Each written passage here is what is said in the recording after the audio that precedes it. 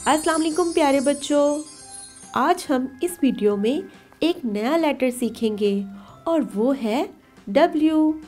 आए मेरे साथ पढ़ें कि W से बनने वाली चीज़ें कौन कौन सी हैं और फिर हम सीखते हैं कि W को किस तरह लिखा जाता है।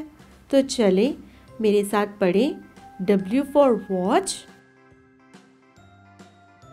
W for wall। चलें अब हम लिखना सीखते हैं कि W को किस तरह लिखा जाता है।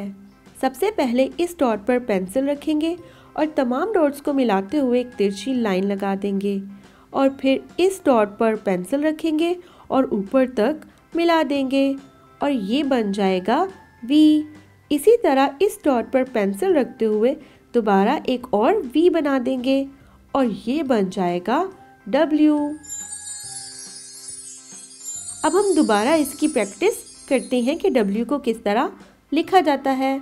सबसे पहले इस डॉट पर पेंसिल रखेंगे और नीचे तक एक तिरछी लाइन लगा देंगे और फिर इस डॉट पर पेंसिल रखेंगे और एक और तिरछी लाइन लगा देंगे और ये बन जाएगा V। इसी तरह दोबारा इस डॉट पर पेंसिल रखेंगे और इसी तरह V बना देंगे तो दो V मिलकर बन जाएंगे W। तो प्यारे बच्चों, आज हमने सीखा कि W को किस तरह लिखा जाता है।